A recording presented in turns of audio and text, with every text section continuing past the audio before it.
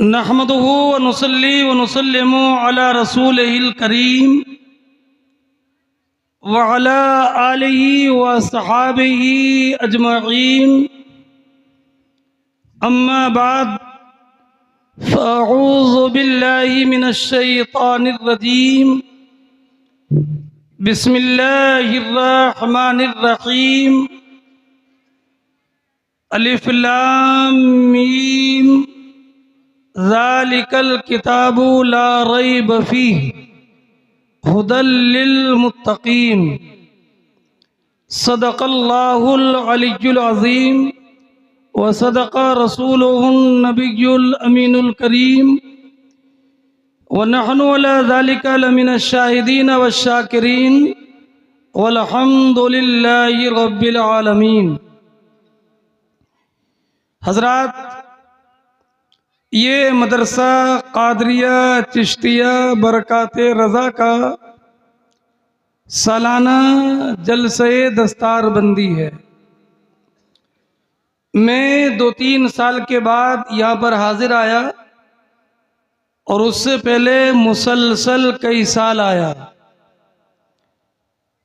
चंदवार की मंडियों के सुन्नी मुसलमान जलसा करना भी जानते हैं, जलसा सुनना भी जानते हैं, लेकिन एक दो बात मैं जलसे के ताल्लुक़ से अरकीन मदरसा से अर्ज़ करूं, उसका आइंदा ख्याल रखा जाए।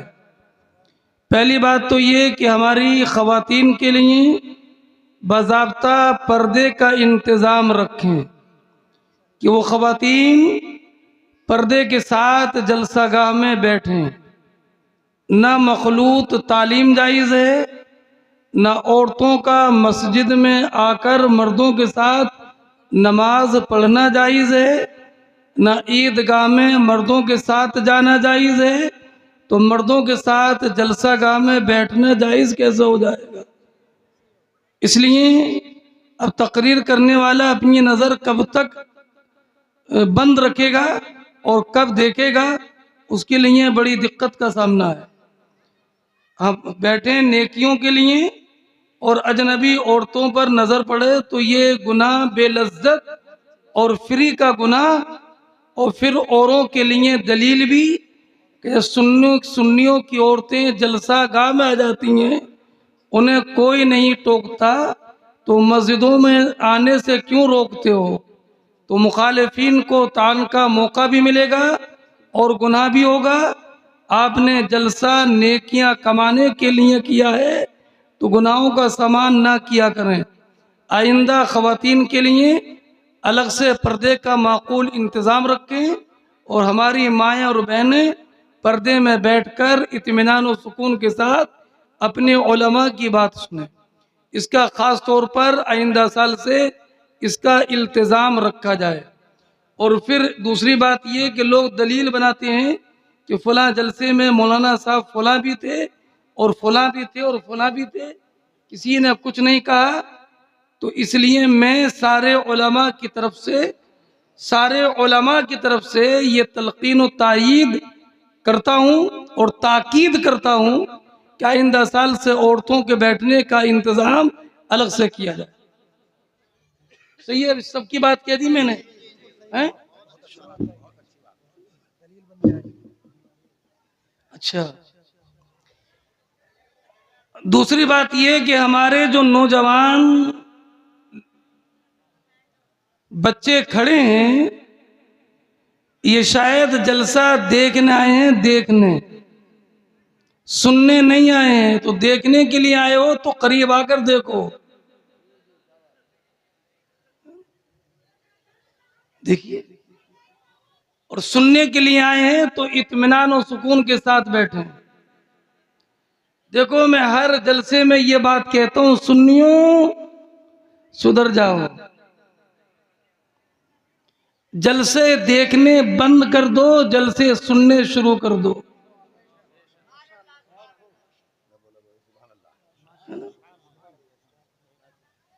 दोबारा कह दो, बुरा मत मानियो। हकीम का काम तो कभी टेबलेट देना है, कभी इंजेक्शन लगाना है। तो दोबारा कह रहा हूं, सुन्नियों सुधर जाओ, जलसे देखने बंद कर दो, जलसे सुनना शुरू कर दो।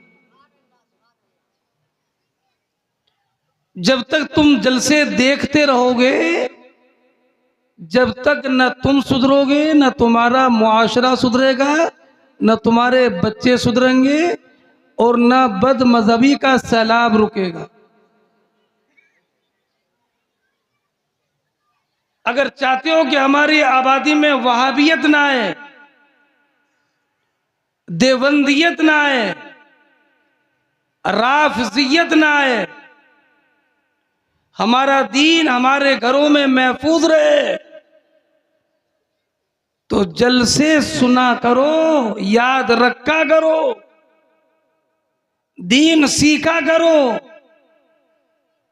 आप जानते हो जलसे होते किस लिए हैं और जलसों में हो क्या रहा है? बिल्कुल मकसद ही खत्म हो गया। हमारे अकाबिर ने जलसे इसलिए किए थे कि जो लोग मदरसों में नहीं पढ़ सके, उन्हें दीन की बातें मालूम नहीं है, तो उनको जलसे में दीन सिखाया जाए। ये जलसा आवाम का मकतब, स्कूल और मदरसा था। ये मकतब था, मदरसा था आवाम का, और हमने इसे बना लिया मनोरंजन हाल। माअज़ल्लाह। वो कहते हैं रात जलसे में मजा आ गया, जलसे में मजा आ गया, मजा। और कभी रात जलसे में बिल्कुल भी मजा नहीं आया। अरे भाई, सुन्नी मुसलमान मजा लेने के लिए आता है या दीन सीखने के लिए आता है? ये जलसे अच्छा मनोरंजन हाल। मैंने एक जलसे में कहा, हजरत शायद परसों ही कहा, न जाने किस दिन कहा, कि मजार पर जो चादर चढ़ जाती है तो उसको सुन्नी मुसलमान चूमता है। चूमता है ना? क्यों? ये इसकी निस्बत मजार से हो गई। तो जिस चादर की निस्बत मजार से हो जाए उसका अदब करते हो, और जिस जलसे की निस्बत हुजूर से हो उसका अदब नहीं करोगे।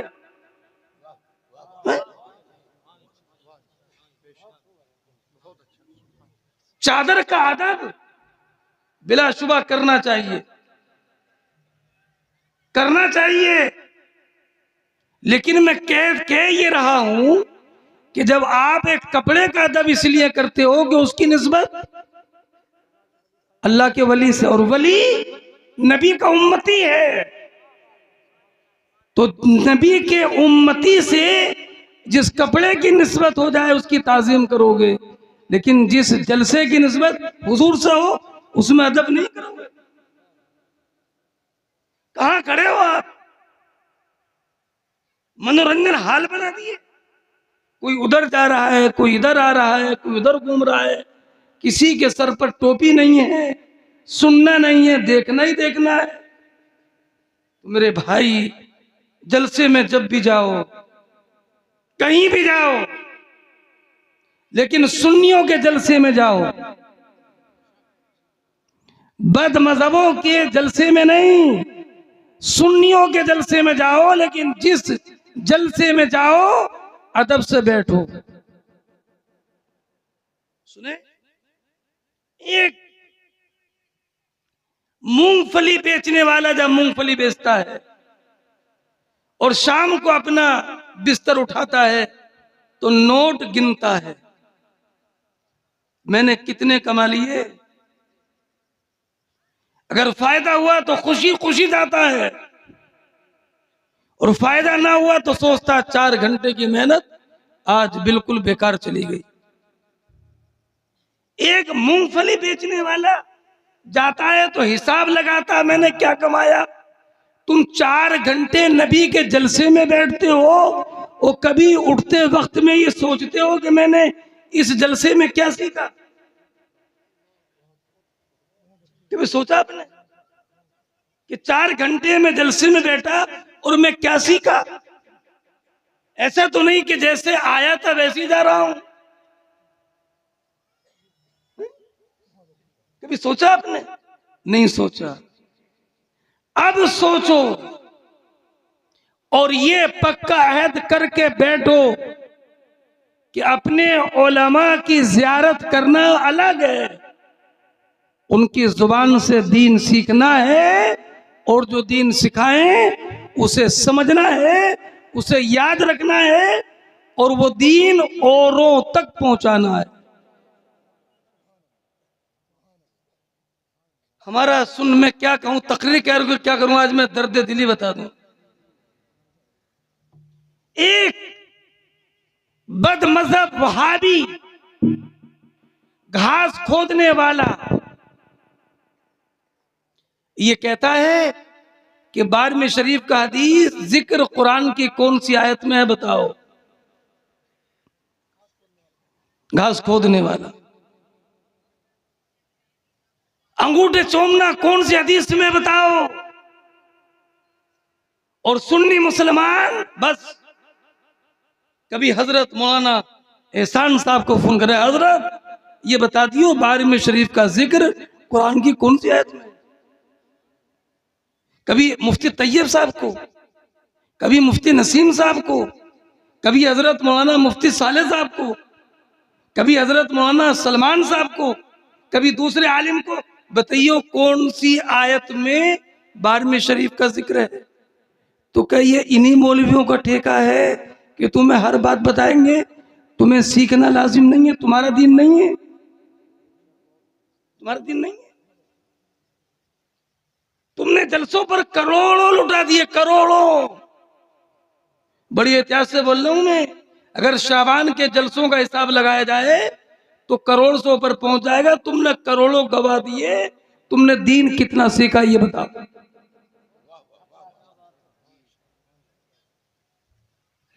अगर तुमने बिल्कुल दीन नहीं सीखा, और मैं कहता हूं 90% हमारी आवाम मजा लेने के लिए जाती है, तुमने दीन नहीं सीखा, तो मैं बड़े अपने उलमा की मौजूदगी में कहता हूं, जिस जलसे का मफाद मकसद दीन सीखना सिखाना ना हो, खाली मजे लेना हो, जलसे बंद कर दो।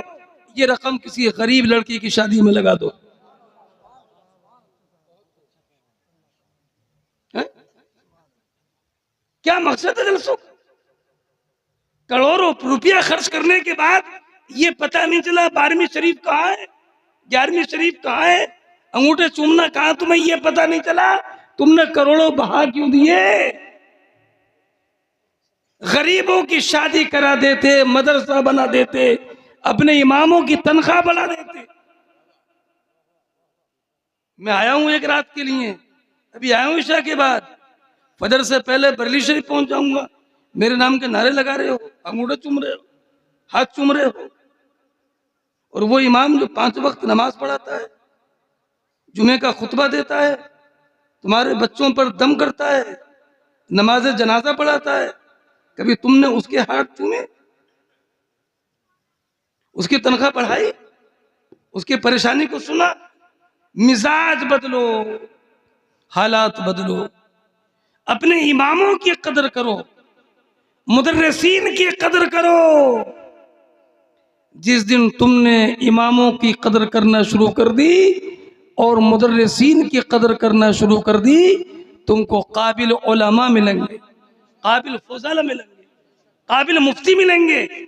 मुदर्रिसीन, इमाम हमारे इस जमाने में सबसे ज्यादा मजलूम है, सही बता रहा हूँ। और सबसे ज्यादा फायदे में मुकर्रिरीन है। लेकिन इस बात को कहने के लिए थोड़ा जिगर चाहिए। सबसे ज्यादा फायदे ये मुकर्रिर कह रहे हो। तो तुम कब तक ये करते रहोगे मेरे भाइयों? मिजाज बदलो। नाज़ो नखरे के साथ उलमा को बुलाते हो तो उनसे कुछ सुनो। अब सुनाने वाला भी इसी नहज से सुनाता है कि इनके मजा आ जाए, इन्हें ताकि लोग ये कहें जलसा कामयाब रहा, मजा आ जाए। तो वो तो खाली ऐसी बातें करेगा जो तुमको मजा दे, ताकि बुलाने वाले से ये ना कहो कैसे बुला दिया, जलसे में मजा नहीं आया। लोग कहते उलमा तकरीर नहीं कर रहे, तकरीर करें क्या? अरे तकरीर करें कि तुम्हें मजा दें? तुम तो मजा लेने के लिए आते हो।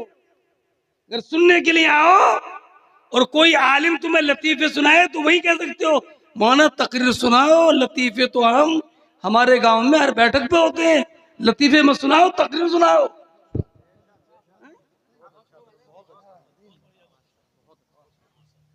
बैठकों पर लतीफे सुनते हो, जलसों में लतीफे सुनने के लिए आ रहे हो, तो रात खराब कर क्यों रहे हो? लतीफे तो किसी बैठक पे सुन लो मेरे भाई। ये दर्द दिल सुनाऊं किसको, सुने कौन? बेचते थे जो दवाए दर्द दिल, वो बिस्तर अपना उठा लिए।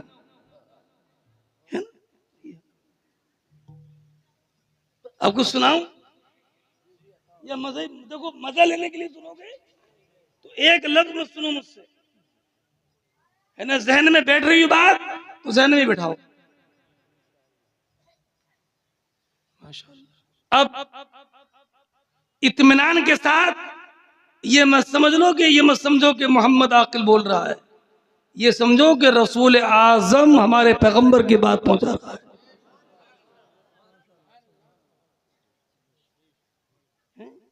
एक बात और बता दूं, मसला सुन के जाओ। जैसे कुरान सुनना वाजिब, ऐसी जब रसूल हदीस अपनी जुबान से फरमाए तो उसका सुनना भी वाजिब। और रसूल की हदीस कोई मौलवी सुनाए तो मौलवी नहीं, बात नहीं मौलवी की, लेकिन मौलवी की जुबान से जो हदीस रसूल निकले उस हदीस को खामोशी के साथ सुनना वाजिब है। अदब के साथ बैठो तो रूहानियत पैदा होगी, दिल की जंग दूर होगी। अब मौजू तो अलग हो गया, आयत मैंने कोई सी पढ़ दी, दोनों को निभाता हूं मैं, है ना? दोनों को निभाना है, इधर भी उधर भी। मैं ये कहता हूं कि जहां उलमा भी हो और अवाम भी हो वहां तकरीर करना बड़ा मुश्किल होता है, लेकिन मैं दोनों की रात से कुछ बोलूंगा इंशाअल्लाह। अब दिल से दरूद शरीफ पढ़िए, दिल से पढ़िए, दिल से। अल्लाहुम्मा सल्ली अला सय्यदिना व मौलाना मुहम्मद व अला आलि सय्यदिना व मौलाना मुहम्मद व बारिक व सल्लिम सलातन व सलामन अलैका या रसूल अल्लाह व अला आलिका व अस्हाबिका या नबी अल्लाह। दिल से कहना है या रसूल अल्लाह।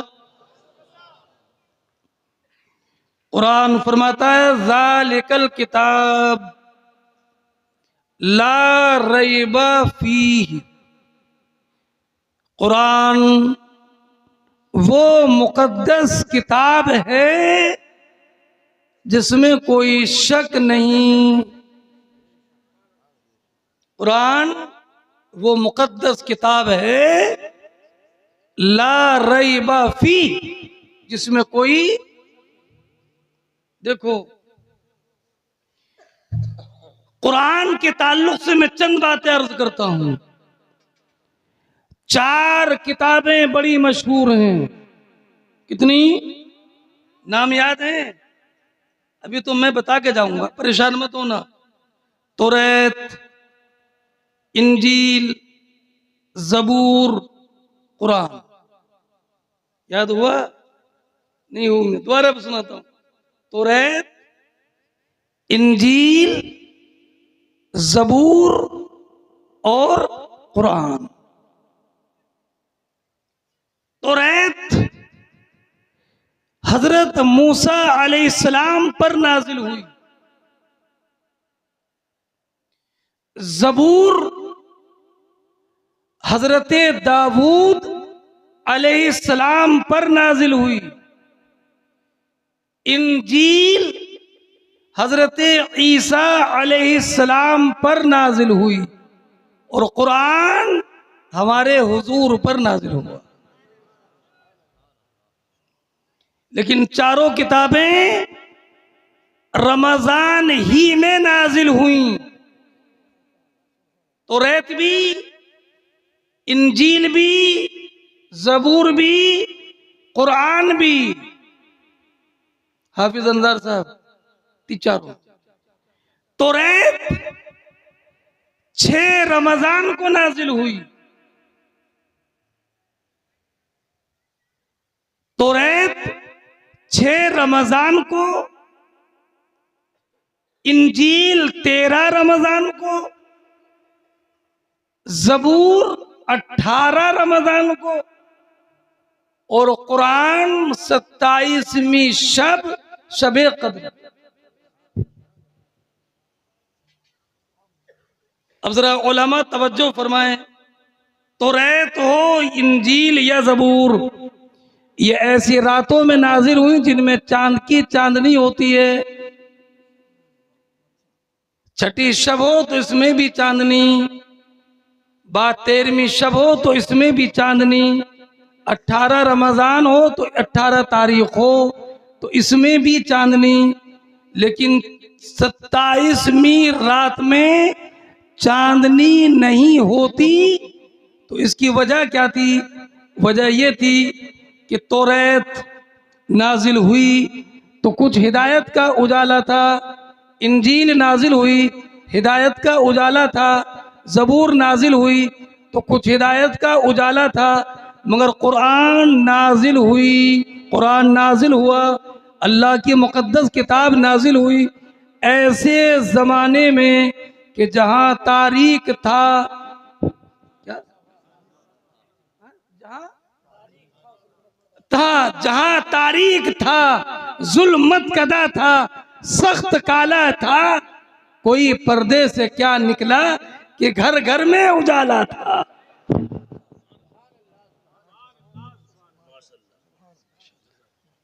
बेटा एक साथ दे तो बरसा मत, है ना? तो हाथ रोक दिया उसने। देने का तर्ज बदलो बेटा, ये बार बार ऐसे नहीं, जितने दिन एक साथ दो, है ना? ये नहीं, ये नहीं। देखो मार भाई साहब,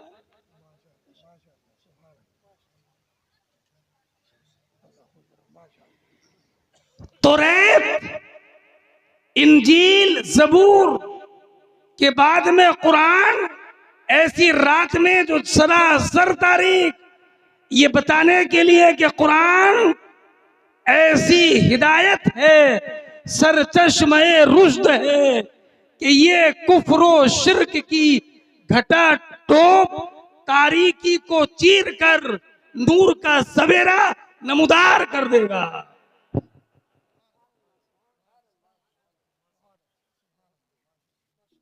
और कुरान ने कैसी हिदायत दी? ये बिजली का कड़काता या सोते हादी, अरब की जमीन जिसने सारी हिला दी।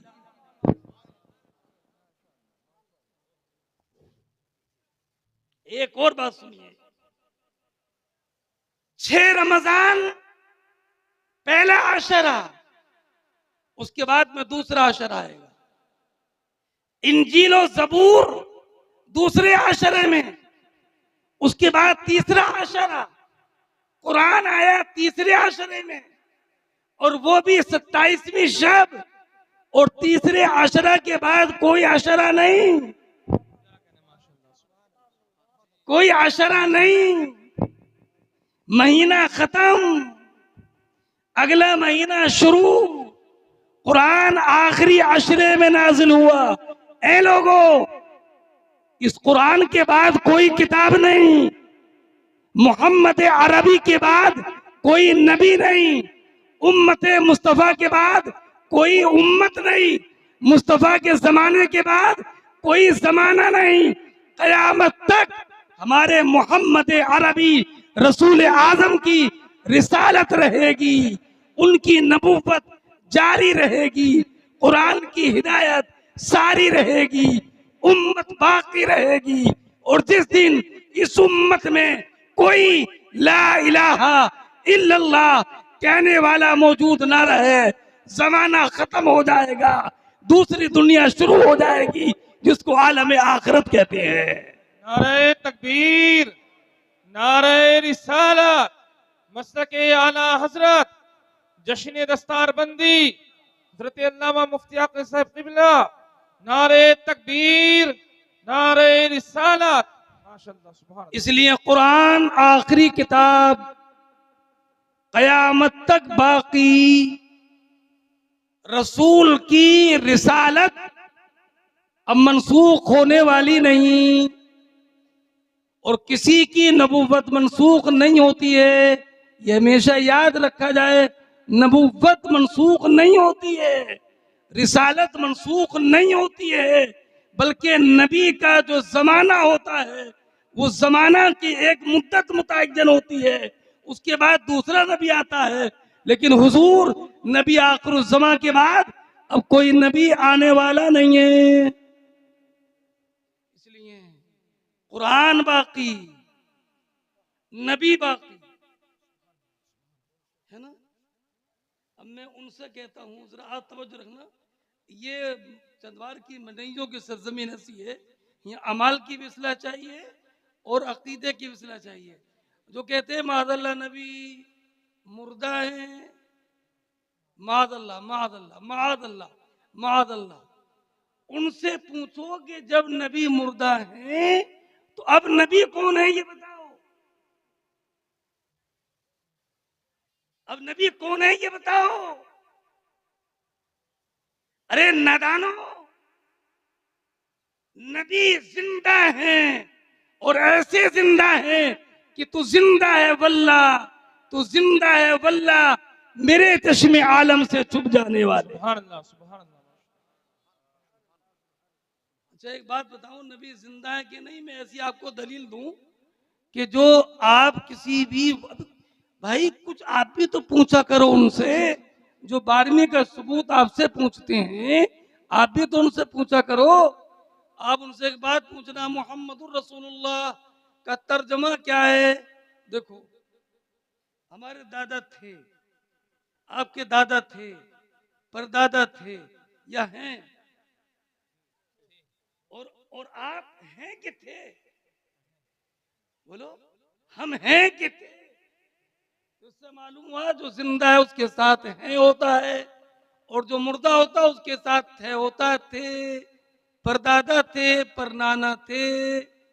अब अगर मोहम्मद सल्लल्लाहु अलैहि वसल्लम को मुर्दा मानते हो तो मोहम्मदुर रसूलुल्लाह का जरा तर्जमा करो। क्या तर्जमा ये करोगे कि मोहम्मद अल्लाह के रसूल थे या हैं? ये तर्जमा पूछ लो, थे या हैं। तो क्या कहते हैं, मोहम्मद अल्लाह के रसूल थे या हैं? अरे ये तर्जमा आप जानते होगे, मोहम्मद अल्लाह के रसूल हैं या थे, और जब हैं तो जिंदा हैं। अच्छा एक बात और बताऊं, ये लाइट लगी है ना, आप ये यहाँ मौजूद है ना, इसलिए मौजूद हैं, ये उलमा मौजूद हैं। उलमा चले जाएंगे लाइट रहेगी, आप रहेंगे हैं? आप तभी तक हैं, लाइट तभी तक है जब तक के ये उलमा है। ये चांद बना नबी के लिए, सूरज बना नबी के लिए, जमीन बली नबी के लिए, आसमान बना नबी के लिए, बैरोबर नबी के लिए, शजरो हजर नबी के लिए, जमीनो जमा तुम्हारे लिए, मकीनो मका तुम्हारे लिए, चुनी व चुना तुम्हारे लिए, बने तो जहां तुम्हारे लिए। जब ये सब नबी के लिए है तो ये बताओ सूरज है कि नहीं, चांद है कि नहीं, जमीन है कि नहीं, आसमान है कि नहीं, और ये सब बने हैं नबी के लिए। तो इन सब का वजूद ये बता रहा है कि नबी जिंदा है। अगर जिंदा नहीं होते तो चांद बाकी ना रहता, सूरज बाकी ना रहता, आसमान बाकी ना रहता, जमीन बाकी ना रहती, पानी की रवानी बाकी ना रहती, दरिया की तुगयानी बाकी ना रहती, हम और आप बाकी ना रहते। हमारा वजूद इस बात की दलील है कि नबी जिंदा है। आसमान का वजूद इस बात की दलील है कि नबी जिंदा है। सूरज का वजूद इस बात की दलील है कि नबी जिंदा है। अमन निजाम कायनात इस बात की दलील है कि नबी जिंदा है। ऐसे जिंदा है कि तू जिंदा है वल्ला, तू जिंदा है वल्ला, मेरे चश्मे आलम से छुप जाने वाले।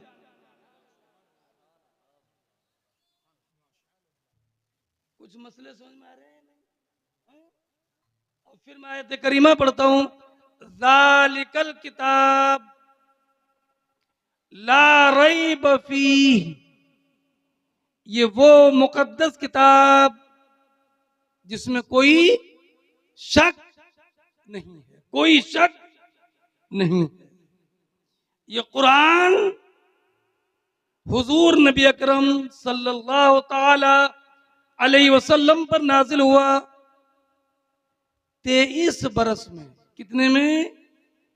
40 साल की उम्र में पहली वही आई और हुजूर की उम्र 63 बरस। तो 23 बरस में कुरान नाजिल हुआ और कुरान लाने वाले जिब्रील, और लाए हुजूर नबी अकरम सल्लल्लाहु ताला अलैहि वसल्लम की बारगाह में, और लाए उम्मते मुस्तफ़ा के लिए। कुरान का कमाल यह है कि कुरान ऐसी बाअज़मत किताब है कि जिस किताब का किताबों में जवाब नहीं, और कुरान जो फरिश्ता लेकर आया उस फरिश्ते का फरिश्तों में जवाब नहीं। कुरान जिस नबी पर नाजिल हुआ उस नबी का अंबिया में जवाब नहीं। कुरान जिस महीने में नाजिल हुआ उस महीने का महीनों में जवाब नहीं। कुरान जिस जबान में नाजिल हुआ उस जबान का जबानों में जवाब नहीं। और कुरान जिस उम्मत की रहनुमाई के लिए नाजिल हुआ उस उम्मत का उम्मतों में जवाब नहीं। हुदल लिल मुत्तकीन, कुरान मुत्तकीन के लिए हिदायत है। अब हिदायत कैसे, ये एक अलग मौजू है। तो कुरान करीम फरमाता है, या अय्युहल्लज़ीना आमनु दुखुलू फिस्सिल्मी काफ़ा, ये हिदायत। ए ईमान वालों, इस्लाम में मुकम्मल तौर पर दाखिल हो जाओ, ये कुरान की हिदायत है। मुकम्मल तौर पर इस्लाम में दाखिल। मुकम्मल तौर पर कैसे? जुबान भी इस्लाम के मुताबिक चले, कान भी वही बात सुने जिस बात का सुनना जायज है, आंख भी वही चीज देखे जिस चीज का देखना जायज, हाथ भी वही चीज पकड़े जिसका पकड़ना जायज, कदम भी उसी तरफ चले जिस तरफ के कदम रख कर चलना जायज है। लेकिन आज हमारी जबान क्या उसी बात को बोलती है जिस बात का बोलना जायज है? आज अगर हम अपने माशरे का मुहासबा करें तो आप देखें, हमारा मुसलमान जब घर से निकलता है, घर से, तो घर से निकलता बाद में है, झूठ पहले शुरू। झूठ, अपने बच्चे से बच्चे ने हाथ पकड़ा, अब्बा वापस कब आओगे? शाम को वापस आने का इरादा है, लेकिन बेटे से कह कर जाता है, परेशान मत हो बेटा, अभी 1 घंटे में वापस आ रहा हूं, तेरे लिए चीज लेकर आऊंगा। हालांकि इरादा यह है कि कोई चीज लेकर नहीं आना है, इरादा यह है कि शाम को वापस जाना है, शाम को वापस आना है। कह के जा रहा है 1 घंटे में वापस आऊंगा, गोया के घर से कदम निकाला नहीं। झूठ पहले, झूठ, और झूठ ऐसी लानत है, ऐसा गुनाह है कि हदीस मुबारक में है, हुजूर नबी अकरम अलैहिस्सलातु वस्सलाम ने इरशाद फरमाया कि जब कोई इंसान झूठ बोलता है तो झूठ की बदबू से रहमत का फरिश्ता 1 मील दूर चला जाता है। बच्चे से कह के जा रहा, अभी 1 घंटे में आ रहा हूं, और शाम को आने का इरादा है, झूठ हुआ कि नहीं? इसे झूठ समझते ही नहीं है। अभी घर से बाहर निकला, फोन आ गया, कहां पर हो? था घर में, कह रहा अभी रास्ते में हूं। दुकान कब खोलोगे? बस 10 मिनट में। और ये बता के 1 घंटे बाद खोलूंगा। अभी दुकान खोली नहीं, दुकान पर पहुंचा नहीं, 10 मरतबा झूठ बोल दिया। उसके बाद दुकान का ताला खोल कर बैठा है। शाम को वापस आया, आकर बोला इमाम साहब पता नहीं क्या हो गया, आज तो पूरा दिन कोई बरकत ही नहीं हुई।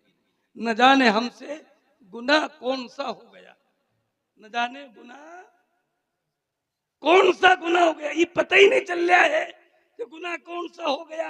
घर से निकलने से पहले झूठ बोला, ये गुनाह था कि नहीं? रास्ते में झूठ बोला, ये गुनाह था कि नहीं? रास्ते में जाता रहा, झूठ बोलता रहा, ये गुनाह था कि नहीं? पूरा दिन झूठ बोला, जोहर की नमाज नहीं पढ़ी, असर की नमाज नहीं पढ़ी, मगरिब की नमाज नहीं पढ़ी। शाम को आकर कहता है इमाम साहब न जाने क्या हो गया, हमसे न जाने कौन सा गुनाह हो गया, आज तो दुकान में कोई फायदा ही नहीं हुआ। अरे नमाज छोड़ी क्या गुनाह नहीं था? झूठ बोला क्या गुनाह नहीं था? नमाज छोड़ना तो इतना बड़ा गुनाह कि हुजूर नबी अकरम अलैहिस्सलातु वस्सलाम ने इरशाद फरमाया कि मुसलमान जब नमाज छोड़ता है तो नमाज छोड़ने वाले का नाम जहन्नम के उस दरवाजे पर लिख दिया जाता है जिस दरवाजे पर कयामत के दिन, जिस दरवाजे से कयामत के दिन जहन्नम में दाखिल होगा। अब आप बताओ, नमाज छोड़ी, गुनाह का पता ही नहीं है, झूठ बोला, गुनाह का पता ही नहीं है, न जाने कितनी चुगली की, गुनाह का पता नहीं है, न जाने कितनी चुगली सुनी, गुनाह का पता नहीं है, न जाने कितनी बातें गलत जुबान से निकली, गुनाह का पता नहीं है। जब गुनाह का पता नहीं है तो इंसान तौबा करे किस गुनाह से? तौबा तो तभी करेगा जबकि झूठ बोलने को गुनाह समझे। तौबा तो तभी करेगा जब चुगली करने को गुनाह समझे। तौबा तो तभी करेगा जब दूसरे के हक मानने को गुनाह समझे। ए मुसलमानों, आज इस जलसे में आए हो तो रब्बे कदीर की बारगाह में सच्चे दिल के साथ ये तौबा करो कि आज के बाद हम कभी भी झूठ नहीं बोलेंगे। हाथ उठाकर वादा करो इंशाअल्लाह, हाथ उठाकर वादा करो इंशाअल्लाह, आज के बाद झूठ। ये बताइए, आपका झूठ छोड़ने में कोई खर्च हो रहा है? कोई टाइम जा रहा है? ना खर्च है ना टाइम है। आप सच बोलो। कुछ लोग कहते हैं अगर हमने सच बोलना शुरू कर दिया तो हमारी तिजारतें बंद हो जाएंगी। अरे मुसलमानों, तुम्हें तिजारत करना है तो तिजारत के उसूल सहाबाए किराम से समझो, हजरत इमाम आजम से समझो, हजरत हुजूर गौसे आजम से समझो, अकाबिर उम्मत से समझो, औलिया की सीरत से समझो। सहाबाए किराम से बड़ा ताजिर कौन था? हजरत इमाम आजम रजी अल्लाह ताला अन्हु ऐसे ताजिर थे। एक कपड़ा था जिस कपड़े में अंदर कोई ऐब था, छिलनी था कपड़ा। आप दुकान पर नहीं थे, खादिम ने वो कपड़ा बेच दिया और खुश हो गया। हजरत इमाम आजम अबू हनीफा आएंगे तो बता दूंगा, हजरत जो कपड़ा कई दिन से नहीं बिक रहा था आज मैंने निकाल दिया। हजरत इमाम आजम तशरीफ लाए, उस खादिम ने खबर दी, हुजूर जो कपड़ा कई दिन से नहीं बिक रहा था आज बिक गया। कौन सा कपड़ा? जिस कपड़े में थोड़ा सा ऐब था। हजरत इमाम आजम ने फरमाया, जाओ ये बताओ कि उस कपड़े में जो ऐब था वो तुमने बताया था कि नहीं? तो खादिम ने कहा, हजरत वो ऐब तो मैं बता।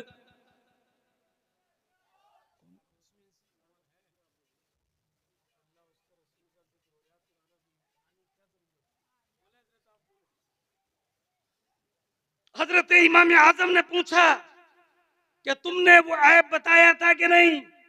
तो खादिम ने कहा, हजरत वो ऐब तो नहीं बता सका था।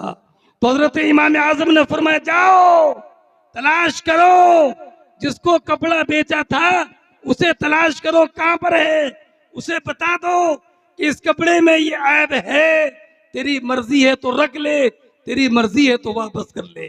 ये था हजरत इमाम आजम का उसूल तिजारत।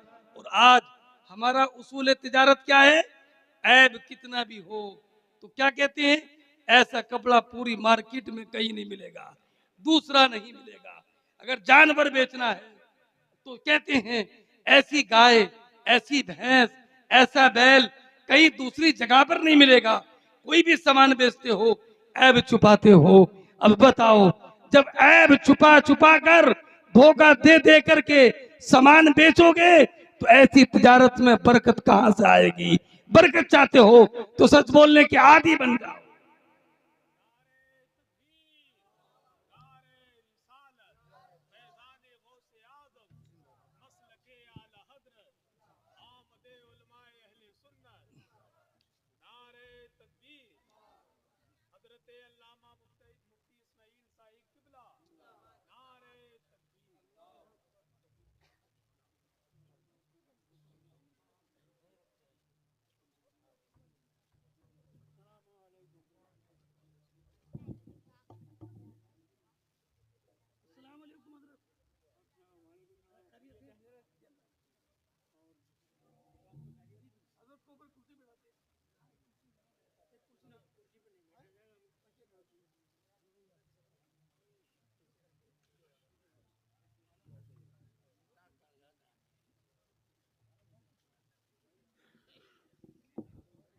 आप लोग तशरीफ किए। मखदूम मुकर्रम उस्ताजुल उलमा हजरत अल्लामा मुफ्ती मोहम्मद इस्माइल साहिब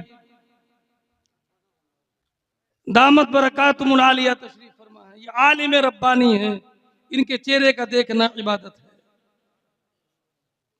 एक मर्तबा दरूद पाक पढ़िए, अल्लाहुम्मा सल्ली अला सय्यदना मौलाना मोहम्मद व अला आलि सय्यदना व मौलाना मोहम्मदिन व बारिक वसल्लिम सलातन व सलामन अलैका या रसूलल्लाह व अला आलिका व अस्हाबिका या नबी अल्लाह।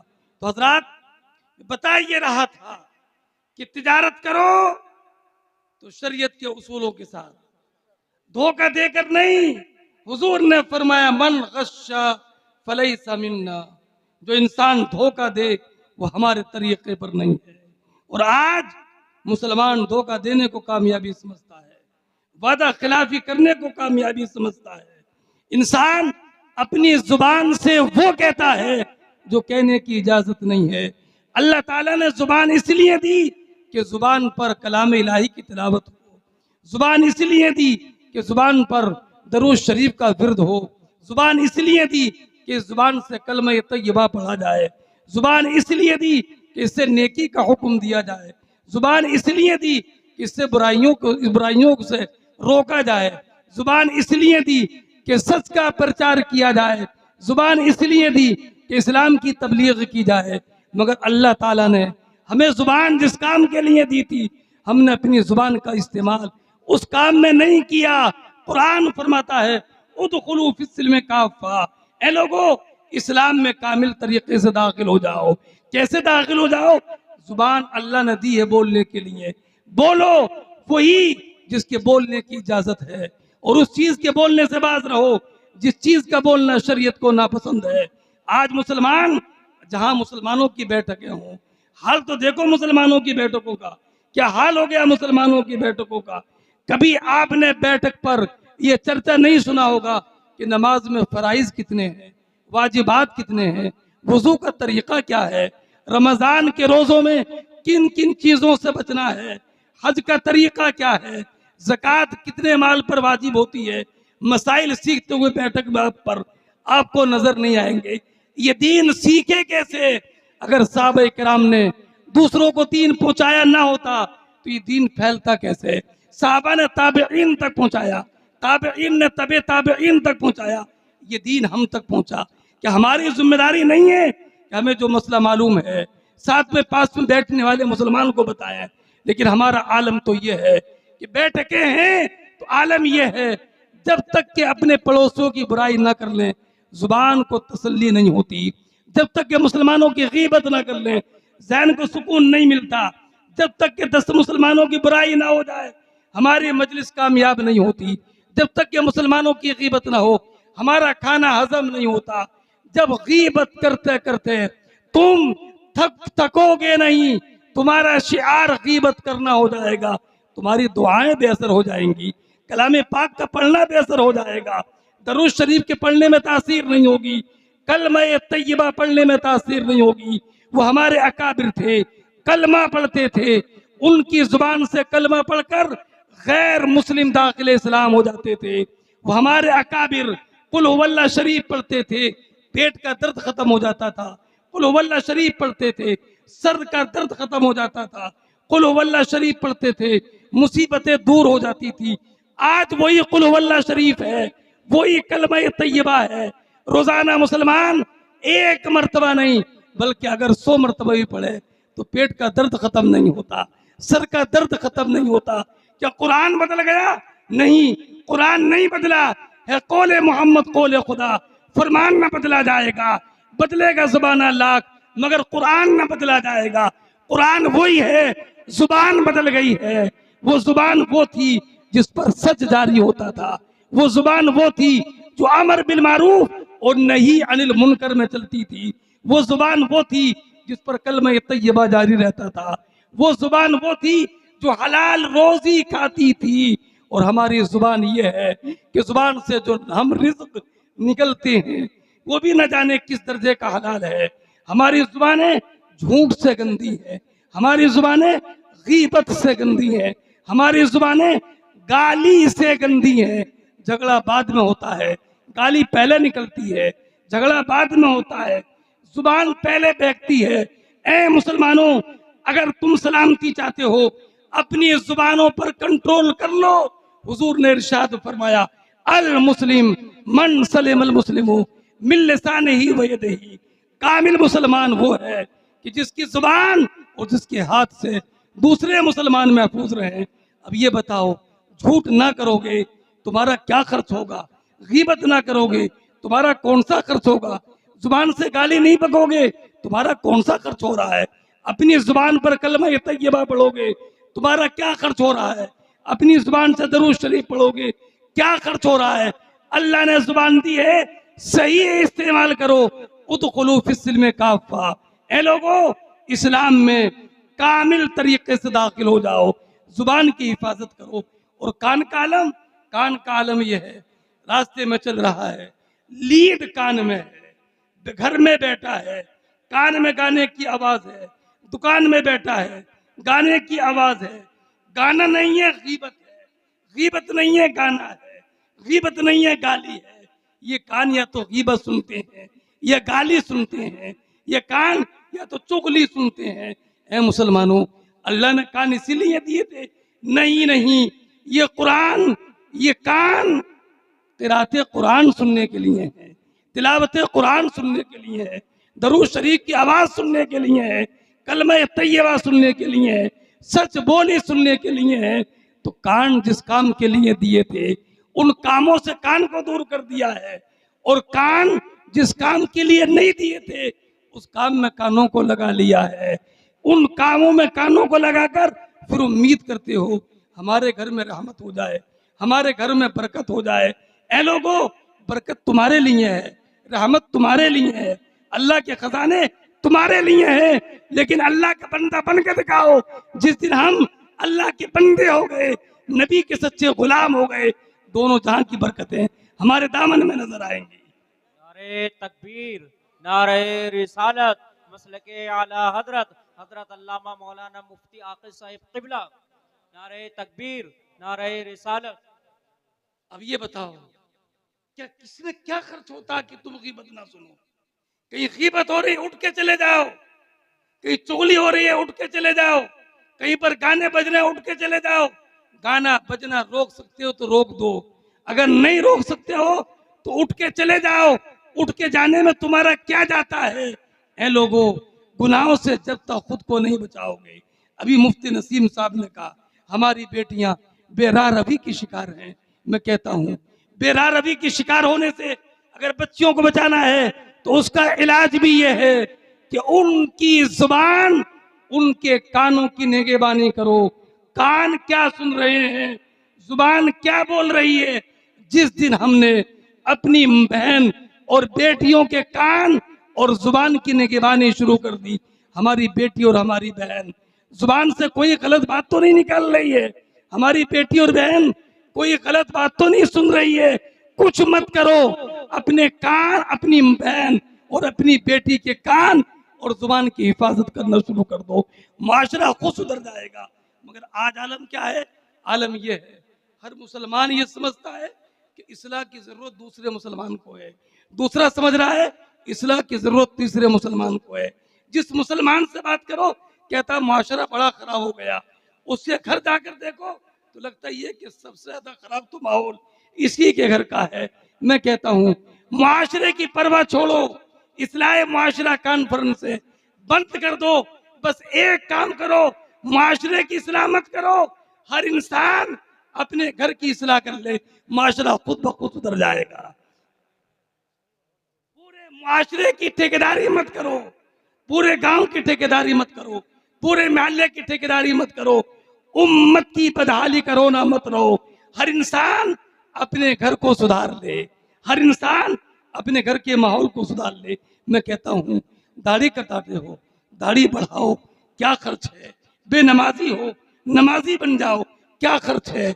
झूठ बोलते हो, झूठ बोलना बंद कर दो, इसमें क्या खर्च है? गाने सुनते हो, गाना सुनना बंद कर दो, इसमें कौन सा खर्च है? आपकी घर की खवातीन बेपर्दा घर से निकलती हैं, उनको बेपर्दा निकालने पर रोक लगा दो, इस पर कौन सा खर्च है? मुआशरा मत सुधारो, हर मुसलमान अपने अपने घर को सुधार ले। हुजूर ने ये नहीं इरशाद फरमाया कि तुम में से हर एक पूरी उम्मत का निगहबान है, नहीं बल्कि इरशाद फरमाया कुल्लुकुम राइन व कुल्लुकुम मसऊलुन अन रइयतिही, तुम में से हर एक निगहबान है, हर एक से उसकी निगहबानी के दायरे के बारे में सवाल होगा। अब निगहबान क्या है? हुजूर ने फरमाया मर्द अपनी बीवी का निगहबान है, वालिद अपने बेटे का निगहबान है, वालिद अपने बेटे का निगहबान हो जाए, शौहर अपनी बीवी का निगहबान हो जाए। जब जिस दिन हर वालिद अपनी औलाद का निगहबान हो जाए, जिस दिन शौहर अपनी बीवी का निगहबान हो जाए, माशरा खुद ब खुद सुधर जाएगा। होता क्या है, अगर दूसरे की बीवी निकल रही है टोक देगा, देखो ना फुला की बीवी बेपर्दा निकल रही थी, और इमाम की बीवी अगर निकलती नजर आई, अगरचे बुर्का ओढ़े हुए भी है, जरा सा आंचल भी सरक गया, फौरन मुफ्ती इस्माइल साहब के यहाँ फतवे का तलब हो जाएगी। हजरत ये बताइए, हमारे इमाम साहब की बीवी रास्ते में जा रही थी, उनका घोंघट जरा हट गया था, उनके पीछे नमाज पढ़े कि ना पढ़े? अल्लाह अकबर कबीरा।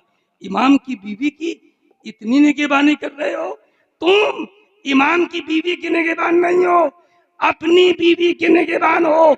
ये देख कि तेरी बीवी साल में कितनी मर्तबा बेपर्दा मार्केट में जाती है, कितनी बेपर्दा बाजार में जाती है, कितनी बेपर्दा बाजार और शादी, बाजार में जाती है, शादियों में जाती है, अरे मजार पर जाती है, उस पर तुम्हारी कोई नजर नहीं है। औरत का बेपर्दा होना इतना मजमूम है कि औरत को मस्जिद में जाने की इजाजत नहीं है ताकि बेपर्दा ना हो जाए। मैं कहता हूँ जब औरत को नमाज के लिए मर्दों के साथ बेपर्दा होकर मस्जिद में जाना जायज नहीं है, तो मजार पर जाना कैसे जायज होगा? बाजार में जाना कैसे जायज होगा? मार्केट में जाना कैसे जायज होगा? ब्याह और शादी में जाना कैसे जायज होगा? मुझे तो बड़ा अफसोस होता है उन घरानों को देखकर कि जिन घरानों में पर्दे का बड़ा एहतमाम है।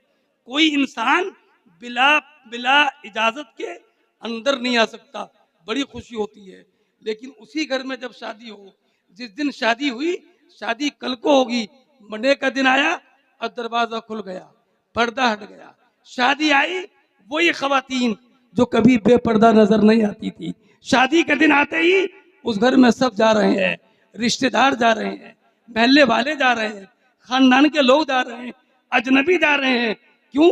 शादी है। मैं कहता हूँ तुमने कौन सी हदीस में पढ़ लिया, तुमने कौन से मुफ्ती साहब से पूछ लिया, तुमने कहाँ ये पढ़ लिया कि शादी हो जाए और शादी का दिन हो तो पर्दे का हुक्म नहीं है?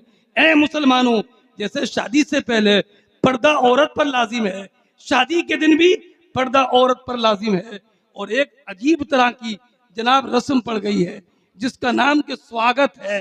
स्वागत, मैं कहता हूँ स्वागत नहीं है, ये लानत है, लानत। और ये लानत वो है जिसमें माशरा जकड़ा हुआ है। उदखुलू फिस्सिल्म काफा, ए लोगों इस्लाम में कामिल तौर पर दाखिल हो जाओ। स्वागत के बिना पर, स्वागत के नाम पर लानत। देखो एक अजनबी लड़का है, और अजनबी लड़का नहीं है बल्कि लड़कों की बारात है। 10-15 नौजवान लड़के बिल्कुल बन ठन के दूल्हा के सामने मौजूद हैं, दूल्हा के साथ मौजूद हैं। घर की जवान बच्ची आ रही हैं, उनका इस्तेकबाल कर रही हैं, उनको लड्डू, उनको मीठा खिला रही हैं। ए मुसलमानों, कहाँ गई तुम्हारी गैरत? हजरत फातिमतुज़ ज़हरा सैयदतुन निसा की कनीज है हमारी मौर बेटियां।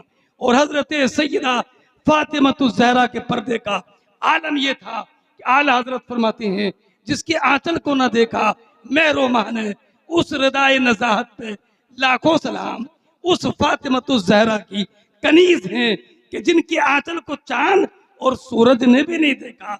और हमारी बेटी के और हमारी बहन के आंचल को नहीं, चेहरे को भी, हाथ को भी, जिस्म के हिस्सों को भी अजनबी लड़के देख रहे हैं। तुम्हें शर्म नहीं आती? तुम्हें गैरत नहीं आती? नाम क्या दे दिया जनाब? स्वागत हो रहा। स्वागत, ये स्वागत नहीं है, लानत है।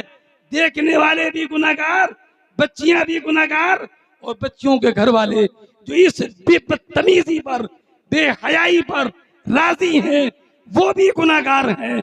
ऐ लोगों, अगर तुम्हें स्वागत के नाम पर रस्म निभाना है तो जितने पैसे तुम्हारे रस्म में चलते हैं इतने पैसे ले लो या दे दो, रस्म निभाओ। तरफैन की रजामंदी हो तो हदिया लेने और देने में कोई कबात नहीं है, मगर उस रस्म के नाम पर ये बेहयाई, बेगैरती, बेशर्माई, और उसके बाद इतनी बेगैरती और बेहयाई के बाद जनाब शिकवा ये है, इमाम साहब से शिकवा ये है, मुफ्ती साहब से शिकवा है। हजरत शादी से पहले बड़ा अच्छा काम चलता था, जब से शादी हुई न जाने क्या हो गया। कारोबार में बरकत नहीं, दुकान में बरकत नहीं, घर में बरकत नहीं। शादी नहीं हुई थी, घर में बड़ा इत्तेफाक था। शादी हुई जब से बड़ा लड़ाई झगड़ा है, कारोबार ठप हो गया। मैं कहता हूँ ठप हो गया। अब ताबीज लेना चाहते हो, इस ताबीज से कुछ नहीं होगा। ऐ लोगों, ताबीज की तासीर बरक है, लेकिन खुद करदारा इलाजे नेस्त, अपने किए का तो कोई इलाज किसी के पास नहीं है। तुमने गुनाह किया है स्वागत करा के, तुमने गुनाह किया है बाजा बजवा के, तुमने गुनाह किया है डीजे बजा के, तुमने गुनाह किया है बेहयाई के जरिए, तुमने गुनाह किया है फोटोग्राफी के जरिए। और फोटोग्राफी, अल्लाह अकबर कबीरा, मैं इसकी सख्त मजम्मत करता हूँ। शादी हो तो फोटोग्राफी, वलीमा हो तो शादी फोटोग्राफी, जनाब रिश्ता हो तो फोटोग्राफी, खाना खाए तो फोटोग्राफी, रकम दे तो फोटोग्राफी। क्या हो गया? मुस्लिम माशरा गया कहाँ? हो क्या गया? नजर किसकी लग गई? कौन सी रस्म ऐसी है जो गुनाह से खाली है? और अब शादियों की बात क्या है? जलसे में जाओ तो फोटोग्राफी, चलो तो फोटोग्राफी, तकरीर करो तो फोटोग्राफी, तकरीर सुनो तो फोटोग्राफी, स्टेज पर बैठो तो फोटोग्राफी, मजमे में बैठो तो फोटोग्राफी। अरे कहाँ गए मुसलमान? क्या हो गया हमें? हमारे उलमा को क्या हो गया कि जो फोटोग्राफी करते हैं, मसलके आला हजरत का नारा लगाते हैं, फोटो खिंचवाते हैं, चैनल चलाते हैं, तस्वीरें बनाते हैं, अपनी तकरीरों पर औरतों की तस्वीरें लगाते हैं और नारा मसलके आला हजरत जिंदाबाद। मैं कहता हूँ मसलके आला हजरत का खून तुमने खुद अपने किरदार से कर दिया है। तुम्हें मसलके आला हजरत जिंदाबाद कहने का हक नहीं है। तुम तो खूब खून कर रहे हो, मसलके आला हजरत का तकरीर करते हो, चैनल साथ में लेके चलते हो, कहीं पर जाते हो चैनल साथ में, रास्ते में हो चैनल साथ में, स्टेज पर हो चैनल साथ में, तकरीर हो चैनल साथ में, और नारा मसलके आला हजरत जिंदाबाद का। मैं कहता हूँ हमारे इमाम इश्क मोहब्बत, जिनकी शान ये है जिसने हर दिल में लगाई इश्क अहमद की लगन, वो इमाम आशिका अहमद रजा खां कादरी, जिनके जज्बात का आलम ये था, तुझे जाना तुम्हें माना, तुम्हें जाना न रखा गैर से काम। मैं थोड़ा सी गए हाजिर कर रहा हूँ, उन्हें जाना उन्हें माना न रखा गैर से काम। लिल्लाहिल हम्द, मैं दुनिया से मुसलमान गया। उन्हें जाना, उन्हें माना, न रखा गैर से काम। तुम्हें चैनल से काम और मसलक के आला हजरत, तुम्हें फोटो से काम, मसलक के आला हजरत। मैं कहता हूँ ऐसे खुतबा के बेकाबे में मत आओ, ऐसे उलमा के बेकाबे में मत आओ। उनका किरदार मसलक के आला हजरत का तर्जमान नहीं है। मसलक के आला हजरत ये है कि फोटो खींचना भी नाजायज है और फोटो खिंचवाना भी नाजायज है। नारे तकबीर, नारे रिसालत, मसलके आला हजरत, जश्न दस्तार बंदी हजरत अल्लामा मौलाना मुफ्ती आकिल साहिब क़िबला। नारे तकबीर, नारे रिसालत। ये लगाए मसलक का नारा तो बजा है, लेकिन सामने चैनल और मसलक के आला हजरत, मैं कहता हूं मत करो बदनाम। ये नहीं है मसलक के आर्ज तालीम। उनकी तालीम यही है फोटो नाजायज है।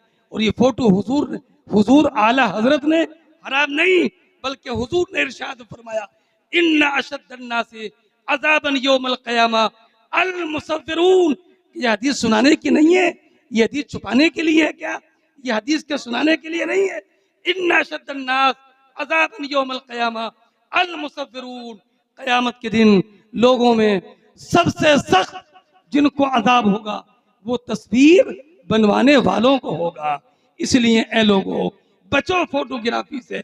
वलीमा हो फोटोग्राफी ना हो, शादी हो फोटोग्राफी ना हो, निकाह हो फोटोग्राफी ना हो। मैं कहता हूँ निकाह में बचा क्या है? हुदल लिल मुत्तकीन, उसी की मैं तर्जमानी कर रहा हूँ। निकाह में बचा क्या है? मंडा, डीजे, बाजे। बारात से पहले डीजे बाजे, बारात में बेहयाई बेगैरती। तुम्हारी बारात कौन सी बारात का कौन सा हिस्सा है जो शरीयत की नुमाइंदगी करता हो? तुम्हारा खाना खड़े होकर है, शरीयत की नुमाइंदगी नहीं करता। तुम्हारा लिबास पैंट और शर्ट है, शरीयत की नुमाइंदगी नहीं करता। तुम्हारा खाना खड़े होकर है, शरीयत की नुमाइंदगी नहीं करता। तुम्हारे घरों में बेपर्दगी है, शरीयत की नुमाइंदगी नहीं होती। ले देकर बचा तो क्या बचा? खाली मजलिसे निकाह।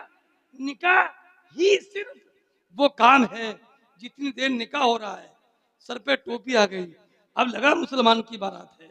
निकाह में बैठा तो जरा टोपी नहीं है तो रुमाल ओढ़ कर बैठा, अब लगा कि मुसलमान की बारात है। तूने सारी बारात तो बिना टोपी की कर ली, अब तू बचा क्या था जो टोपी ओढ़ रहा है।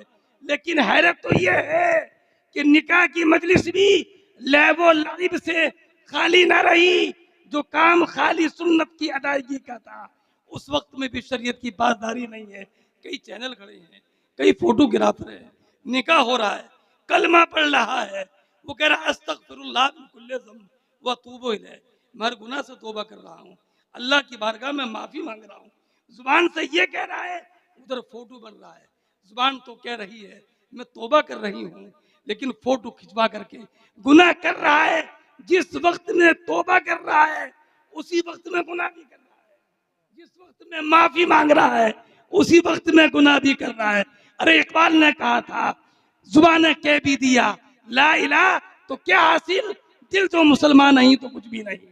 निकाह हो रहा है, उधर तो अस्तगफिरुल्लाह पढ़ रहा है, उधर फोटो खींच रहा है।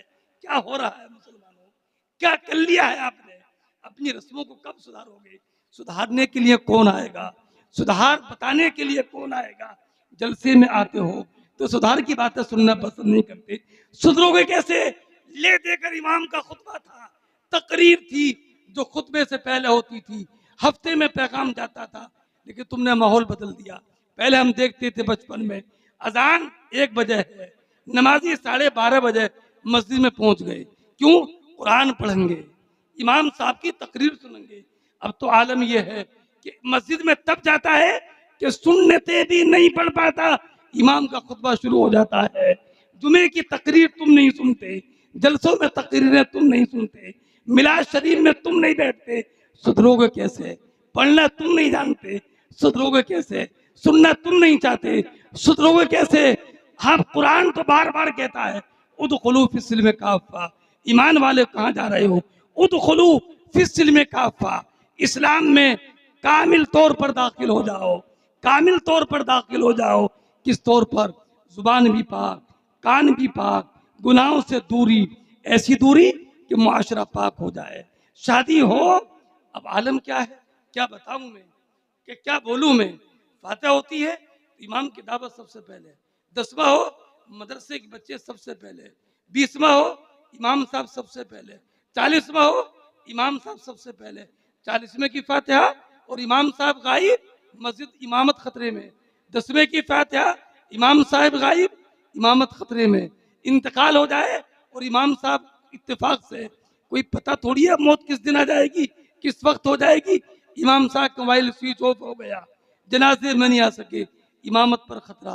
गोया कि इमाम नमाज जनाजा पढ़ाए तो इमाम, फातिहा पढ़े तो इमाम, दम करे तो इमाम, कुरान खानी में जाए तो इमाम, मिलाद शरीफ हो तो जाए तो इमाम। लेकिन शादी का दिन हो तो इमाम गायब, इमाम गायब। खाना बच गया तो इमाम की याद आई, खाना बच गया तो मदरसे के बच्चे याद आए। अल्लाह अकबर कबीरा। फातिहा में सबसे पहले मदरसे के बच्चे, और शादी खाना बच जाए तो मदरसे के बच्चे। एक साहब आए, हजरत शादी खाना बच गया है, पहुंचा दे मदरसे में। मैंने कहा नहीं, हमारे बच्चों ने कल भी दाल रोटी खाई थी, आज भी दाल रोटी खाएंगे। ये कौरमा उन्हीं को खिला देना जिनको आपने कल वलीमे में कौरमा खिलाया था।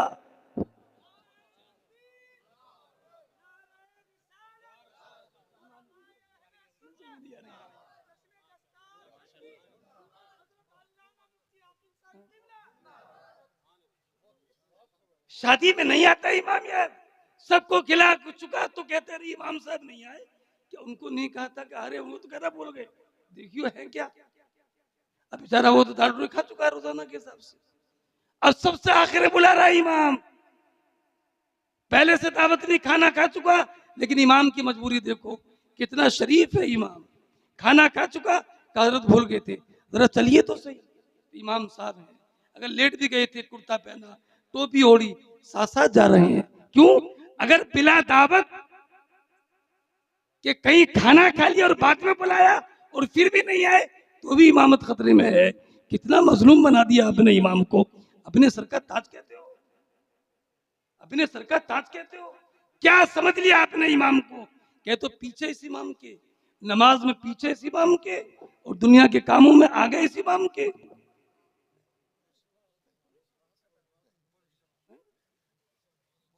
नमाज में पीछे इस इमाम के हो, और नमाज के अलावा बोलो सबसे पीछे इमाम। कपड़े अच्छे पहन ले, कहां से आ रहे इमाम साहब के पास? मोटरसाइकिल ले ली, कहां से आ गई इमाम साहब के पास? अच्छा मकान बना लिया, चंदा खूब हो रहा होगा। ज़कात खा रहे हैं इमाम? अरे ज़कात इमाम नहीं खा रहे। ए मालदार सुन्नी मुसलमान, मैं आपसे कहता हूं, अपने माल की ज़कात तुम ना निकाल कर अपने माल की ज़कात खा रहे हो।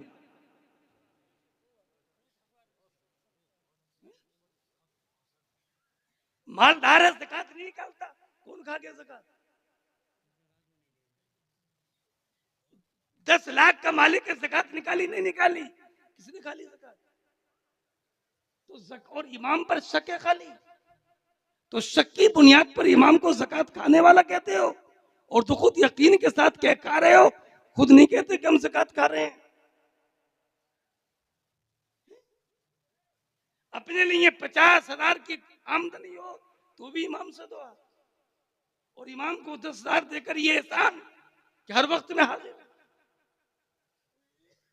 और कुछ लोग अभी हमारे कुछ मुकर्रिरीन भी इमामों को मशवरा देते, तिजारत करें तिजारत करें। अरे क्या हो गया ऐसे खुतबा को? ये इमाम अगर तिजारत करेंगे तो बच्चे कौन पढ़ाएगा? ये इमाम तिजारत करेंगे ताबीज कौन देगा? ये इमाम तिजारत करेंगे कौम की रहनुमाई कौन करेगा? अगर इमामों को इनको तिजारत करना होती तो ये हाफिज ना बनते, ताजिर बन जाते। इन्हें तिजारत करना होती, दिन की खिदमत ना करते, मार्केट में बाजार मार्केट में दुकान लगा लेते। इमाम को इमाम रहने दो, कौन सा अपील करो कि इमाम की खिदमत करें?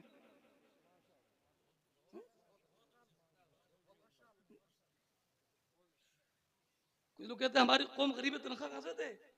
कभी सोचा कि हम जो ले रहे हैं 25,000, ये कौम गरीब है, कब नजराना कहां से दे?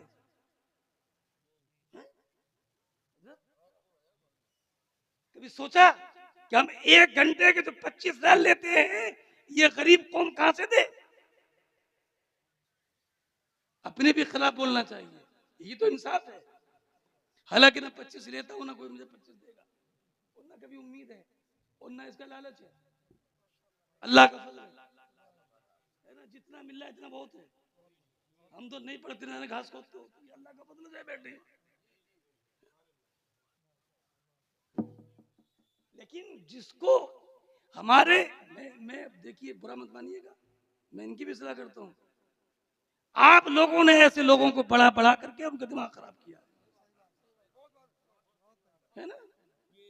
अगर हजरत अगर अगर चंद लोंडों ने फरमाइश कर दी कलकत्ते के शायर चाहिए, तो उस लोंडो को नहीं समझाएगा, उसको खुशामद करेगा, उसको खुशामद करे, हजरत आ जाओ अकाउंट में पहले। आप लोग दिमाग खराब करते हो। अरे जलसों का निजाम मिजाज बदल गया। जो जो ताजीम के लायक है, शायरों के पैसे इकट्ठा करके तय बना के इमाम दे रहे हैं, मुझे शर्म आती है। आपका ये मकाम है, आपका ये मकाम, अपने मकाम को पहचानो, कौम के इमाम हो आप। वो तो 1 घंटे में चला जाएगा, पूरी जिम्मेदारी आपको निभाना है। अपनी इज्जत क्यों पाईमाल करते हो? क्यों इज्जत पाईमाल करते हो, है ना। तो मैं अपने इन उलमा से, आइम्मा से बड़े अदब के साथ गुजारिश करूंगा, कौम को सही डगर पर चलाइए। ये कौम कायद का होता है। कौम जो चाहे वो करे, ये काम कायद का नहीं होता है। ये काम कायद का नहीं है। कौम का मिजाज सही करिए, कौम को जैसे ढालेंगे वैसे कौम ढलेगी। और मेरी आपसे अपील है, इमामों की खिदमत करो, अदब करो। पीछे इस इमाम के तो हर बात में पीछे रहो। ये देखो कि हमसे अच्छा कपड़ा इमाम का है कि नहीं, हमसे अच्छा खाना इमाम का है कि नहीं, हमसे ज्यादा खुशहाल इमाम है कि नहीं। जब आपने अगर ये सोच शुरू कर दी, तो खुदा की कसम मालदारों के बच्चे भी हाफिज कुरान नजर आएंगे, मालदारों के बच्चे भी इमाम नजर आएंगे, मालदारों के बच्चे भी मदरसों में पढ़ाते हुए नजर आएंगे। मालदार पढ़ाते क्यों नहीं? क्या मिलेगा, क्या मिलेगा इनको? क्या पढ़ाऊं मैं? उलमा की फजीलत तो बताते हैं वो, लेकिन खुद उलमा नहीं बनाते। अरे मैं क्या करूं, अवाम तो अवाम, अब तो हमारे उलमा अपने बच्चों को आलिम नहीं बनाते। कहते हैं इसमें क्या रखा है। मैं कहता हूं जो कह रहे हो ना, इसमें क्या रखा है, इतनी समझ भी इसी लाइन ने दी है, इसमें ये रखा है, ये सोच भी इसी लाइन ने दी है, इसमें ये रखा है। इसलिए अपने बच्चों को आलिम बनाइए, हाफिज बनाइए, इमामों की कदर कीजिए, घर में तिलावत कुरान कीजिए। अलिफ लाम मीम ज़ालिकल किताबु ला रैब फी, ये वो मुकद्दस किताब है, इसमें कोई शक नहीं। हुदल लिल मुत्तकीन, ये कुरान मुत्तकीन के लिए हिदायत है। कैसी हिदायत? उसकी हिदायत उदखुलू फिस्सिल्म काफ़ा। अल्लाह ताला इस मदरसे को खूब तरक्की अता फरमाए। और ये मदरसा माशाल्लाह, अरे ये इलाका तो माशाल्लाह उलमा का इलाका है। हजरत मौलाना एहसान साहिब है, और उस्ताजुल उलमा हजरत अल्लामा मुफ्ती मोहम्मद इस्माइल साहिब है, सारे उलमा के सरपरस्त हैं। हजरत अल्लामा मुफ्ती मोहम्मद नसीम साहिब, ये देख रहे हैं आप, ये हजरत अल्लामा मुजाहिदे अहले सुन्नत, मुजाहिदे अहले सुन्नत, नाशरे बसल के आला हजरत हजरत अल्लामा मुफ्ती मोहम्मद तैयब साहिब मद्दसिल्लहुल आली, बामल आलिम दीन है, हजरत के दायरे में पढ़ाते हैं। हजरत अल्लामा मुफ्ती मोहम्मद नसीम साहिब, ये सनद याफ्ता मुफ्ती हैं। हजरत अल्लामा मौलाना मोहम्मद सालेह साहिब, ये माशाल्लाह इस आइंदा साल मुफ्ती हो जाएंगे। हजरत मौलाना मोहम्मद सलमान साहिब, कहाँ गए, कहाँ गए सलमान साहिब, ये माशाल्लाह हजरत ये इसी गांव के हैं। माशाल्लाह जबरदस्त नेक और परहेजगार आलिम दीन है। अल्लामा मौलाना सालेह साहब खड़े, ये माशाल्लाह चंदवार के हैं, चंदवार के माशाल्लाह जबरदस्त बामल आलिम दीन। और ये सारी मेहनत हजरत मौलाना कारी नियाज साहिब, कहाँ गए, माशाअल्लाह इस इदारे में, इस इलाके में जितने उलमा हुफ्फाज व कुर्रा हजरत मौलाना कारी नियाज साहिब ने पैदा किए हैं, इनकी कदर करना चाहिए। ये है मुहाफिज़े मसलक आला। ऐसे लोग जो दीनी काम कर रहे हैं, पहचानो इनको, इनकी कदर करो। ऐसे हमारे इलाके के बहुत जिम्मेदार उलमा मौलाना गुलाम नबी साहिब है, हज़रत अल्लाह मौलाना एहसान साहिब है, और मौलाना मुफ्ती मोहम्मद शरीफ साहिब हैं, यहाँ पर खिदमत अंजाम दे रहे हैं, और मौलाना मोहम्मद नाजिम साहिब हैं, और भाई यहाँ पर मौलाना कारी अखलाक साहिब है, उन्होंने कई साल यहाँ पर पढ़ाया है, और इस मदरसे को जो सींचा है और तरक्की की राह पर गामजन किया है, कि जिसकी आज हम एक पैदावार देख रहे हैं, वो है मुहिब गिरामी हजरत मौलाना कारी अब्दुल सलाम साहिब रज़वी मद्दज़िल्लहुल आली, यहाँ पर तशरीफ फरमा नहीं है, अभी दूसरी जगह पर खिदमत अंजाम दे रहे हैं। कोई इंसान हमेशा एक जगह पर नहीं रहता है, और उलमा का रिज़्क़ तो मुंतशिर है, जगह जगह पर है, उसी रिज़्क़ को हासिल करते हैं। उन्होंने इस दायरे की बड़ी खिदमत की है। कारी अब्दुल सलाम साहिब, कारी अखलाक साहब यहाँ पर मौजूद हैं, और भी हमारे ज़िम्मेदार यहाँ पर उलमा किराम तशरीफ फरमाएं।